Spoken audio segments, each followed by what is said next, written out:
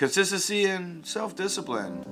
Two things that we really need to talk about. Roll it.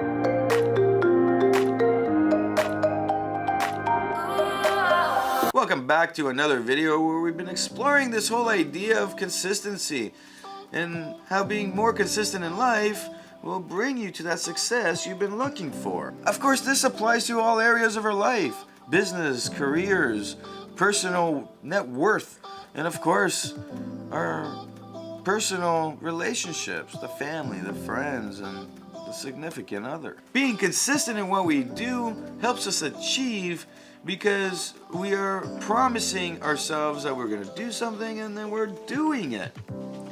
And in the same way, being self-disciplined is something that we're promising ourselves to do and we're doing it. This is why these two things are rather confusing when we look at them. However, they're both two different things. And a lot of the times motivational speakers, coaches, and all the self-development land will talk about these as separate aspects, and they favor one or the other, and usually it's based on delivery and what they feel the other person needs to hear right now. But the reality is that one is harder to do than the other. And I've outlined steps in previous videos in the series, which I'll link above and below, on how to be more consistent. And the reason why I don't bring up self-discipline as much in what I do is because self-discipline is something that I think relates and grows. And it's easier to become more self-disciplined in this manner rather than cutting cold turkey and being self-disciplined in any one thing that you feel you need to improve on. An example is going on a diet and going cold turkey on food, or being bad in your classes at school and saying, that's it, cold turkey on all my video games and all the stuff that disrupts me, I'm just gonna work.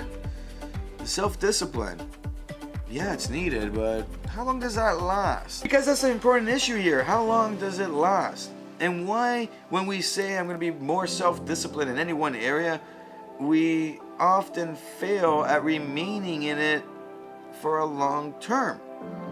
It's often something that will last short term, and then after a while, what happens? Oh, we break that promise we made to ourselves, we break that trust with ourselves, and we do the thing that we said we're gonna be more self-disciplined on. A big reason for this is because we feel like we're punishing ourselves.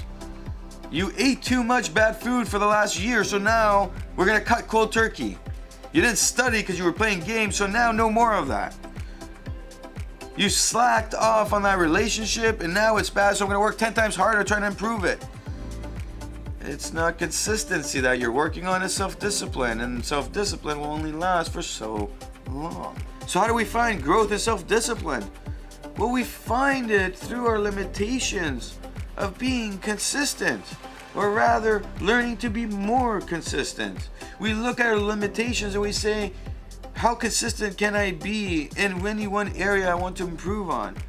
And at what level can I remain there? And what is the next level up that I need to move to? Self-discipline starts to grow as you continually rotate through the list of understanding your growth, your plan, and of course your expectations. Not having too high of an expectation. And from there, understanding that accountability takes over and motivation kicks in because your expectations are a place where you know they're manageable. It's not like cutting cold turkey on food and then, your expectation is that if you cut cold turkey, then you'll lose so many pounds, but then you don't lose the pounds and you say, forget it, who cares? This is simple economics of our psyche, our psychology of how we do things.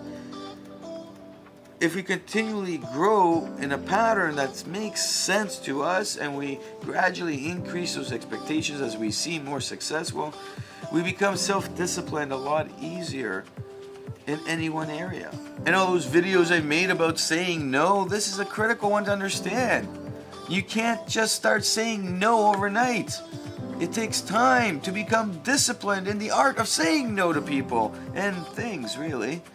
It takes no several times of saying it in order to achieve the ability to be able to say no without worrying about the events that will happen after that may or may not be positive towards your situation. Self-discipline and being consistent, they work hand in hand. But if you start with consistency, self-discipline will grow. And it will grow in a way where integrity starts to make sense for you. Your integrity takes over. You understand what's right, what's wrong. You understand when to say yes and when to say no. Because integrity is doing this automatically for you through being consistent in the things you need to be doing. You'll understand that, hey, I need to continue to do these things in order to see success because I'm seeing it. Motivation will drive you, and this is the self-automated motivation that comes up from being consistent in any one thing we're trying to achieve. My name is Nikos Rentas. This is mentorsapproach.com. Hit that like button if you like what you see. Of course, hit the subscribe button to get your daily motivational idea to get you moving in the right direction. Of course, leave your story below. Leave your idea of this actual split between which one to start, self-discipline or start working on the list to be more consistent. What have you done? How would you do it different if you've done it before? Because who knows, somebody might read your comment and you might help change their life. Snow again.